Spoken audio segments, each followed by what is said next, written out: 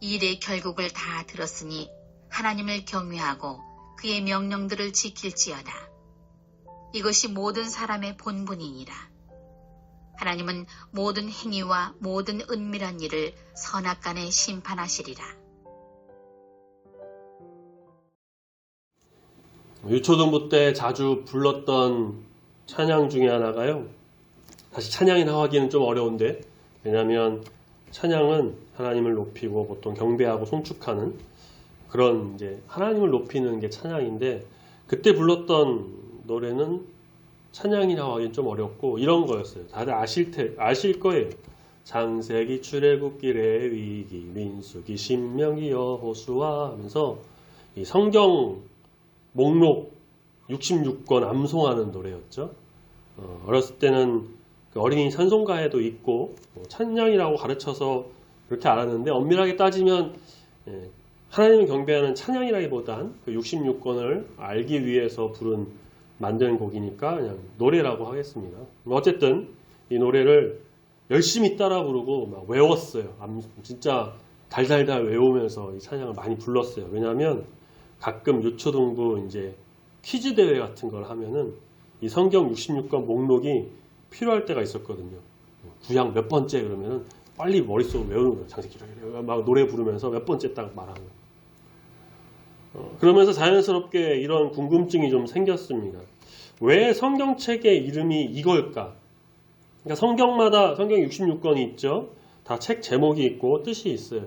히브리어 원어는 보통 앞 첫 글자를 따서 그 성경 제목을 했다고 하는데, 그래서 조금씩 다르긴 한데, 어쨌든 우리가 지금 보는 이 성경책의 제목에는 다 의미가 있습니다.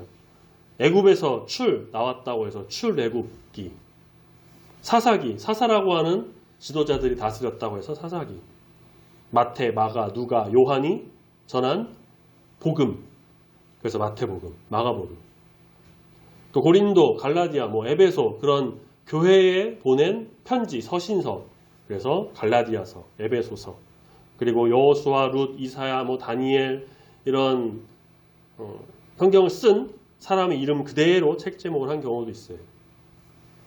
저는 전도서가 전도에 관한 책인 성경인 줄 알았습니다. 전도에 관해서 쓴 글, 그래서 전도서, 그렇게 어렸을 때 그렇게 생각을 했어요. 근데 어렸을 때 제가 제일 어려워했던 것 중에 하나가 전도였거든요. 이제 성격도 조금 내향적이기도 하고, 다른 사람한테 말도 잘 못 걸고, 그냥 친한 사람하고만 친하게 지내고, 친구들 교회 데려오는 것도 막 되게 힘들어했어요. 그래서 전도는 나하고 잘 안 맞는 것 같아 라고 생각하면서 전도에 큰 관심을 갖지 않았던 어린 시절이었고, 성경에 보니까 전도서가 있는데, 그럼 이 성경은 전도에 관한 걸 알고 있으니까 내가 봐도 별 의미 없겠다 싶어서, 사실 전도를 못한다고 하면 더 봐야 하는 게 맞는 건데 오히려 더 안 보는, 그렇게 전도서를 잘 읽지 않았던 기억이 나요. 어렸을 때는 전도서가 무슨 내용인지도 모르고 그냥 제목만 보고 잘 안 읽었습니다. 처음에 또 1장 2절에 보면은요, 헛되고 헛되며 헛되고 헛되니 모든 것이 헛되도다. 아니 무슨 성경 시작이 이래 처음부터 막 헛되다고만 하고, 그래서 안 본 것 같아요. 근데 전도서의 이 전도와 저도 찾아보니까요, 우리가 아는 그 전도의 한자가 같습니다. 같은 한자라서요. 전하다, 널리 퍼뜨리다 전, 길, 도리, 이치의 도. 그러니까 그럼 전도서를 기록한 이제 1장에 처음에 나오면 자칭 전도자이자 이스라엘의 왕이라고 하는 이 솔로몬은 전도서를 통해서 누군가를 정말 전도하려고 했던 걸까? 아니면 전도에 대해서 정말 전하고자 했던 것일까? 그것도 아니면 복음 전파를 위해서 굉장히 시대를 앞서간 귀한 말씀을 우리에게 전해주고 있는 것일까? 그런데 우리가 수요 예배 시간에 전도서 말씀 묵상을 계속 쭉 봤고요. 전도서 말씀을 또 읽어보시면 아시겠지만 전체에 흐르는 중심 단어는 아까도 말씀드린 그 헛되다라는 말이에요. 그러니까 우리가 아는 전도를 하기 위한 목적으로 쓴 것이 이게 맞는지 잘 이해도 안 됩니다. 과연 전도서를 기록한 전도자 솔로몬은 어떤 하나님의 감동을 받아 어떤 하나님의 뜻을 사람들에게 전하고자 했던 것일까? 하나님께서 이 말씀으로 우리에게 주시는 진리는 무엇일까? 우리는 전도서의 결론을 잘 알고 있습니다. 수요예배 시간에도 또 전도서 말씀 묵상으로 제가 쭉 하면서 말씀드린 것도 있고, 그게 아니더라도 말씀을 읽으면서 깨달으신 분도 계실 거예요. 전도서의 결론은요, 전도자 솔로몬이 결국 하고 싶었던 말은 세상 모든 것이 헛되다, 그게 아니라 오늘 우리가 읽은 이 본문 전도서 12장 13절과 14절 말씀이 딱 결론이자 솔로몬이 하고 싶었던 말인 거예요. 그러니까 그 앞에 전도서 1장 1절부터 12장 12절까지는 바로 이 결론 두 절을 말하기 위해서 계속해서 길게 설명한 포석이라고나 할까요? 솔로몬이 어떤 사람입니까? 아버지 다윗이 충신 우리아를 죽이고 밧세바와 간음하고 그 아내 밧세바를 빼앗아서 아기를 낳았어요. 그것은 하나님 보시기에 굉장히 악한 것이어서 그 아기는 죽고 말았습니다. 슬퍼하는 다윗과 밧세바를 위로하시기 위해서 또 한 아들을 주셨습니다. 여호와의 사랑을 입었다라는 뜻의 여디디아라는 별명인데 그가 바로 솔로몬이에요. 그렇게 태어났습니다. 솔로몬은 어렸을 때 사실 말씀을 보면요, 잘 나오지도 않고요, 크게 두각을 드러내는 그런 사람은, 그런 아들은 아니었을 거예요. 다윗의 아내와 첩은 많았고 그 위에 형제들도 많았거든요. 솔로몬은 아들 중에서, 다윗의 아들 중에 사실상 막내였다라고 보는 게 일반적인 해석입니다. 그리고 또 말씀을 보시면 그 중에 이제 압살롬이라고 하는 아주 그 형은 잘생기고 인기도 많고 머리카락도 아주 길고, 근데 반란 일으켜서 권력을 주기도 하는 아주 무시무시한 형이었죠. 물론 실패로 끝나서 죽고 말았지만 그 외에도 솔로몬 위에는 형들이 많았기 때문에 자기가 어떤 왕이 된다거나 그런 생각은 아마 못했을 수도 있습니다. 그런데 하나님의 계획은 다윗에게 언약을 주시고 그의 후손을 통해 이루실 하나님의 위대한 역사는 바로 이 솔로몬으로 이어지는 것이었습니다. 다윗은 솔로몬을 후계자로 삼았고요, 결국 솔로몬은 이스라엘 왕이 됩니다. 그럼 하나님께 1000번제를 드립니다. 자신이 어려서 나라를 다스리기 어렵고 지혜가 부족해서 재판하기가 힘들다는 것이었습니다. 하나님께서는 그에게 원하는 것을 물으셨고 솔로몬은 지혜를 구합니다. 솔로몬의 마음을 아셨던, 그 마음을 보신 하나님께서는 그에게 부귀영화를 주셨고, 물론 지혜도 주셨고요, 부귀영화를 다 주시고 나라의 권력은 물론 모든 것을 아주 전무후무하게 부어주십니다. 이스라엘 역사상 최전성기였다라고 해도 과언이 아니고요, 당시에도 아주 초강대국이었고 주변 어떤 나라도 이스라엘을 넘볼 수가 없었습니다. 모두 솔로몬 발 아래에 굴복했습니다. 영토도 역사상 가장 넓었던 시기로 알려집니다. 솔로몬은 성전을 지었고요, 하나님의 은혜 아래 태평의 시계를 보냅니다. 그런데 시간이 흐르면서 솔로몬의 마음이 변하죠. 이방 여인을 아내로 삼고 그 여인들이 가져온 우상을 세우고, 그것도 하나님을 위해 세운 성전 안에서 말이죠. 그리고 우상에게 제사를 드립니다. 하나님께서 나타나셔서 2번이나 돌아와라 하셨지만 솔로몬은 말을 듣지 않았어요.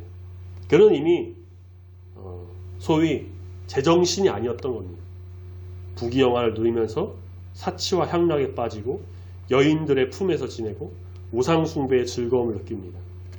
결국 하나님께서 이스라엘과 솔로몬을 치십니다. 솔로몬 말년에는 영토도 많이 빼앗기고 주변 나라의 조공도 줄어들고요, 오히려 대적자들이 일어나서 이스라엘과 전쟁을 합니다. 그리고 결정적으로 솔로몬 이후 시대에 나라가 둘로 갈라질 것이라고 하시죠. 다윗을 봐서 솔로몬 시대는 하지 않겠다라고 하시고, 그렇게 시간이 어느 정도 흘렀을 때였을까요? 솔로몬이 이제 마지막 이제 시기, 말년 거의 끝자락, 그때를 보내면서 결국 모든 것을 내려놓고 느끼게 됩니다. 그것은 바로 전도서 1장 2절, 그리고 오늘 우리가 본 본문 말씀 조금 앞에 보면 8절에서도 또 언급하고 있는 헛되고 헛되며 모든 것이 헛되도다. 세상 쾌락, 부귀, 영화, 모든 권력, 명예, 이성, 재물 다 가져보고 다 누려봤는데, 그 누구보다 많은 것을 내가 가져봤는데, 많은 것을 경험하고 다 나름대로 즐거운 시기 보내고 야 이게 천국이구나, 이게 최고구나, 이게 진짜 사람다운 삶을 살아가는 거구나 했는데 사실 그것들이 다 헛된 것이었구나 라는 것을 알게 됩니다. 전도서에 쓰인 헛되다라는 말의 히브리어 원어 연기, 수증기와 같은 단어를 사용해요. 연기를 우리가 손으로 잡을 수 있나요? 못 잡죠. 잡으려는 하는 순간 다 날라가 없어집니다. 그런 것을 허공에 헛손질하는 그걸 바로 헛되다, 허무하다라고 하는 겁니다. 솔로몬은 정말 세상 그 모든 걸 다 누렸고 가졌는데 결국 돌이켜보니 인생의 마지막에 와서 이제 죽을 날 앞두고 보니 그때는 좋았지만 그건 그냥 그 순간뿐이고 나에게 남는 건 아무것도 없고 전도서의 말씀의 한 표현대로 하자면 내가 열심히 가진 이 모든 게 결국은 내 자녀들에게 돌아가거나 아니면 다른 사람에게 돌아가니 사실상 마지막에 나한테 남는 건 아무것도 없겠구나. 그들도 또 가지고 살다가 마지막에 아무것도 없이 돌아가는 이 허무한 것들, 헛된 것들. 그 모든 것이 헛되고 헛되며 모든 것이 헛된 것들 뿐이다 라고 계속해서 말하고 있죠. 솔로몬이 만약에 누리지도 못했고 가지지도 못했다. 그런 것이 헛되다. 그랬는데 헛되다라고 하면은 물질과 세상 부귀, 쾌락, 영화 가치도 모르는 사람이 헛되다라고 하니까 그런 것을 운운한다라고 사람들이 여겼겠지만 정말 그 누구보다 많은 것을 가지고 누렸던 이 솔로몬이 느껴보니 모든 것이, 경험해보니 모든 것이 헛되다라고 말하는 걸 보면 정말 그것이 사실이구나 라는 것을 사람들이 알게 된다는 것입니다. 말씀의 결론은 사실 간단합니다. 수요예배 전도서 묵상 때도 말씀드렸지만 헛되고 헛되니 모든 것이 헛되도다. 이 말씀 앞에 수식어 하나 딱 붙이면 이 전도서의 결론으로 딱 끝나요. 하나님이 계시지 않는 삶은 그 인생은 헛되고 헛되다.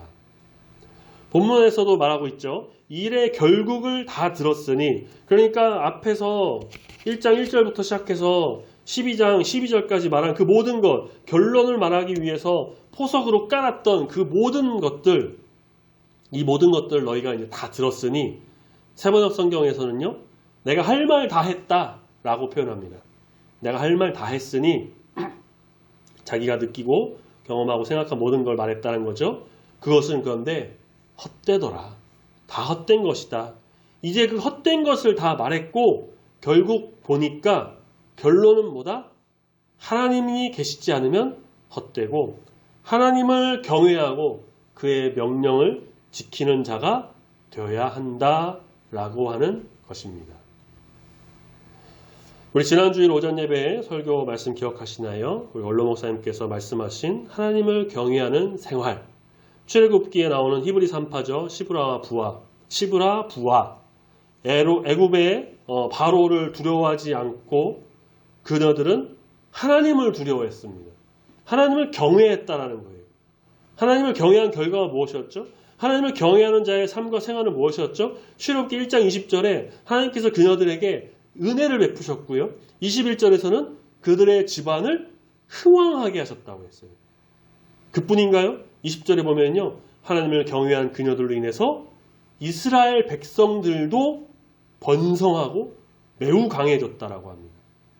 그러니까 하나님을 경외한다는 것은 바로 이런 복으로 이어집니다. 솔로몬도 사실 이것을 다 알고 있었습니다. 왕 초기에는요.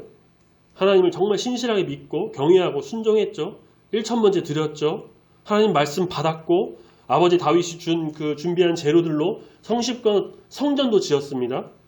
백성들 앞에서 축복 기도도 했고요. 하나님은 찬양하고 예배했고 하나님을 이 경외하는 것이 복의 근원이다. 참된 삶의 길이다. 은혜임을 알았습니다. 그렇게 하나님 주시는 큰 은혜와 복을 경험합니다. 그래서 나라와 민족도 크게 아주 번성했던 거죠. 그런데 이 세상 유혹이 너무 달콤했던 나머지 그것을 뒤로 하고 세상 쾌락에 빠집니다. 권력, 명예, 성적 욕망, 쾌락, 재물 다 가져보고 다 누립니다. 마지막 가서 보니 하나님을 경외하는 것과 비교를 했을 때 자기가 생각해 봤을 때 이건 비교할 수 있는 대상조차가 되지 않는 것이었다는 걸 깨닫고 이 전도서 말씀을 전하고 있는 거예요. 그리고 말합니다. 하나님을 경외하는 것, 하나님의 명령을 지키는 것, 이게 바로 사람의 본분이다. 모든 사람이 지켜야 할 의무다. 하나님을 믿고 따르는 사람들은 하나님을 경외하는 것이 마땅하다라고 이야기하는 것입니다. 전도자라고 부르는 자칭 전도자라고 하는 솔로몬은 이제 마지막 세상을 떠나기 전에 전도서를 기록하며 이 모든 걸 글로 남긴 거예요. 그가 전하고 싶었던 것, 세상의 것은 더럽고 모든 것 헛되며 수증기 연기처럼 막 다 사라지고 손으로 잡으려고 해도 잡을 수가 없고 그 하나님보다 결코 높지 않은 것이다 라는 겁니다. 그것들이. 오직 하나님을 경외하는 삶이, 오직 하나님을 바라보며 하나님 뜻대로 나아가는 삶이 최고의 것이고 그렇게 할 때에 어떤 권력, 명예, 재물, 세상의 것, 그게 하나님이 채워주시는 복으로 자연스럽게 들어온다라는 거예요.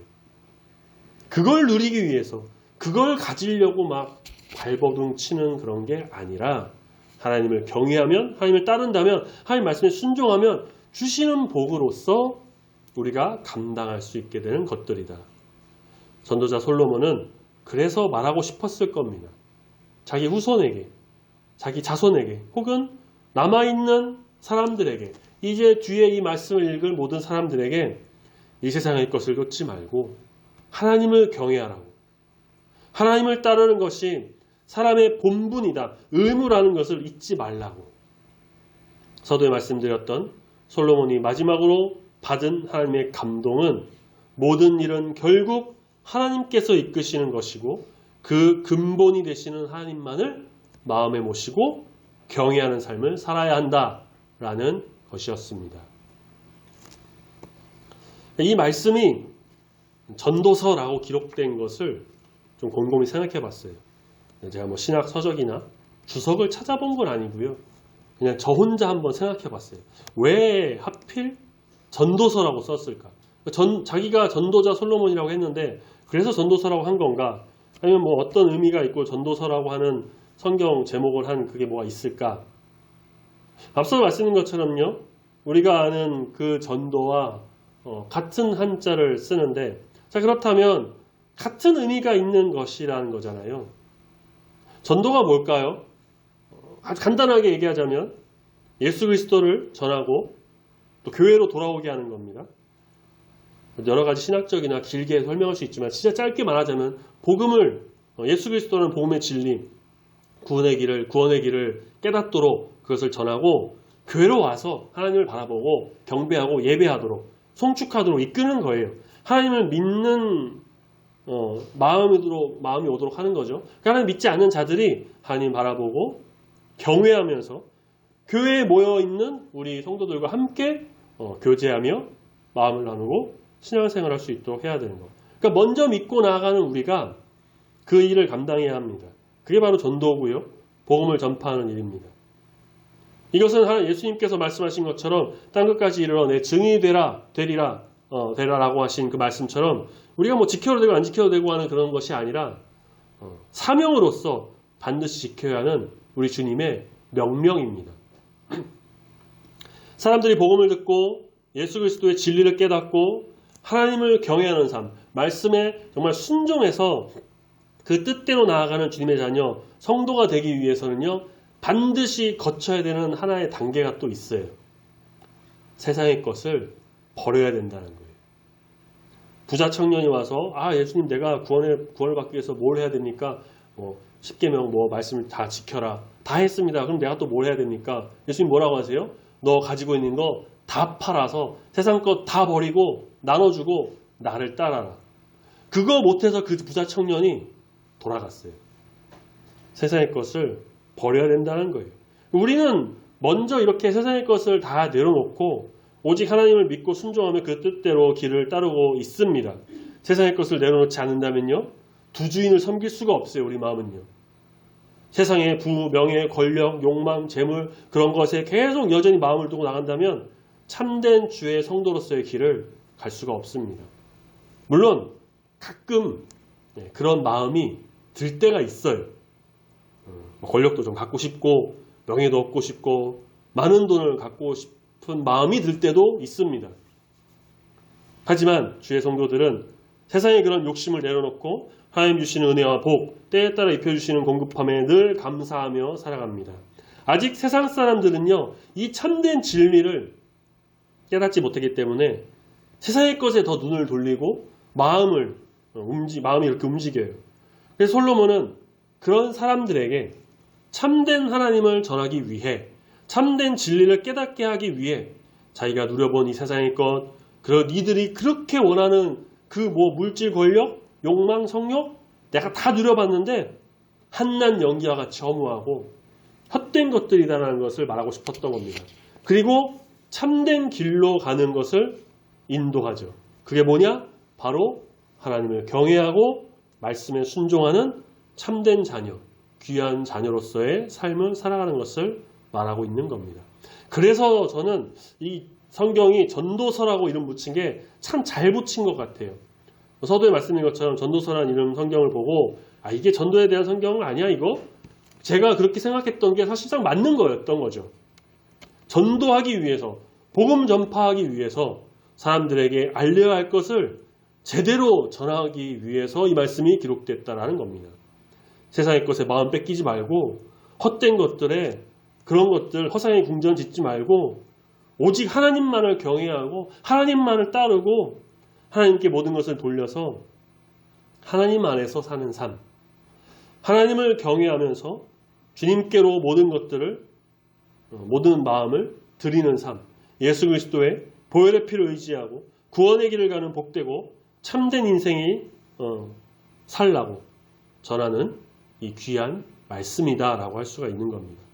그러니까 전도서 말씀을 잘 읽고 깨달아서 우리가 전도할 때에 세상의 그런 것이 결국은 헛된 것이고, 그래서 우리는 헛되지 않은 삶을 추구하면서 그 길을 깨달아서 가야 되는데 그 길이 바로 예수 그리스도의 길이다. 하나님을 경외하는 길이다. 그렇게 전할 수 있도록 나아가는 참된 전도자로서의 사명을 감당하는 우리 모든 성도님이 되시기를 소망합니다. 아멘. 모든 것을 말하고 보니 결국 결론은 하나님을 경외하는 삶, 말씀을 따르며 순종하는 삶, 하나님의 안에 거하는 삶뿐임을 말하고 있죠. 14절 보시면 하나님은 모든 행위와 모든 은밀한 일까지도 선악간에 심판하시는 분이시다라고 합니다. 우리는 하나님을 믿고 바라보면서 경외하는 자로서 심판대에 섰을 때 죄를 묻지 않으시고 천국길로 인도하시겠지만 안 믿는 사람들은 어떻게 돼요? 하나님의 이름을 듣지도 못한 자들은 어떻게 돼요?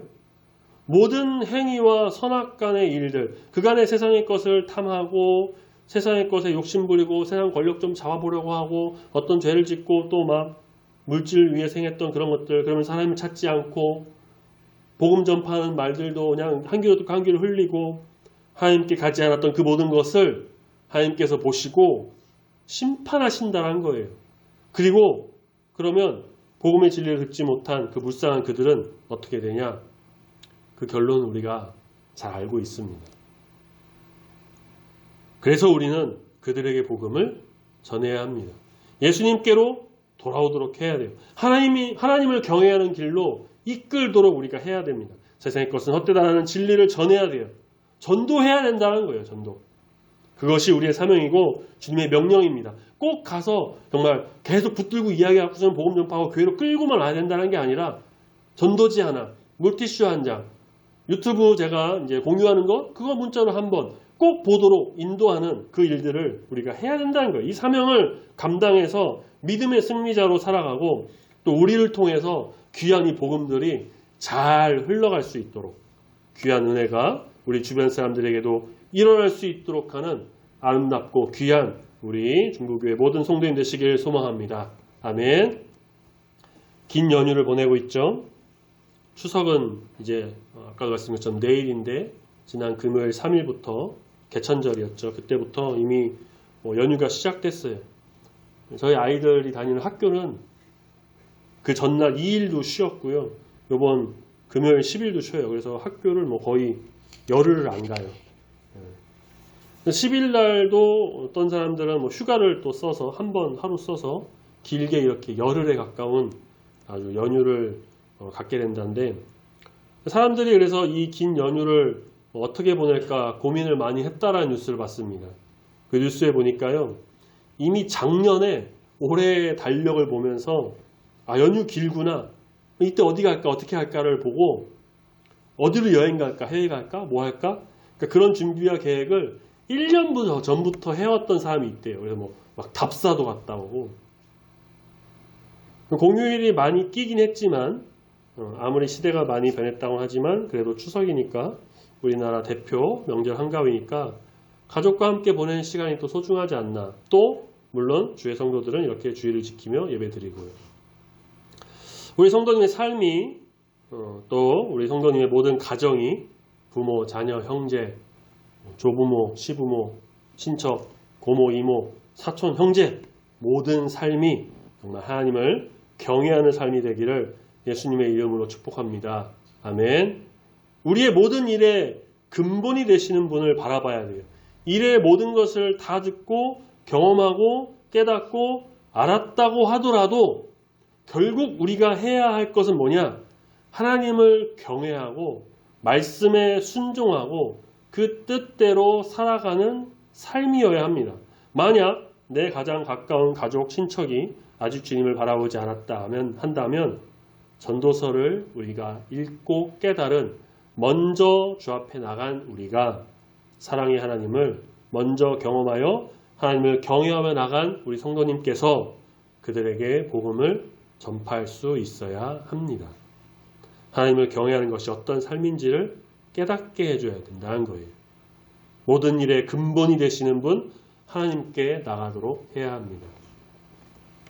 제가 설교 제목에 굳이 결국이라는 말을 넣었어요. 모든 일에 결국 근본 되시는 분. 결국을 빼도 되는데 제가 일부러 넣었어요. 오늘 본문 13절에서도요. 일의 결국을 다 들었으니 라고 하잖아요. 그러니까 결국이 무슨 뜻인가 하면 무엇을 하고 어떻게 하고 아무리 노력하고 수고한다고 한들 정해진 결과가 있다라는 게 결국이라는 뜻이죠. 그 결과를 따르지 않는다면 심판을 받게 됩니다. 하지만 그 결과를 따라서 경외하는 삶을 살게 될 때에 놀라운 하나님의 은혜와 복을 누리게 됩니다.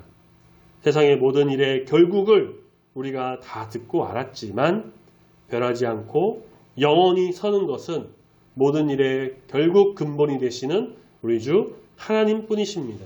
예수 그리스도의 십자가뿐입니다. 성령님의 임재입니다. 우리 주님을 경외함으로 온 마음과 정성을 다해서 주 앞으로 나가며 특별히 이 또 긴 명절 연휴를 보내는 가운데 가족들을 구원의 길로 이끌어서 아름다운 주님의 뜻이 일어나는 우리 주의 성도, 주의 모든 가족이 되시기를 귀하신 우리 주님 예수님의 이름으로 축원합니다. 아멘. 같이 기도하겠습니다.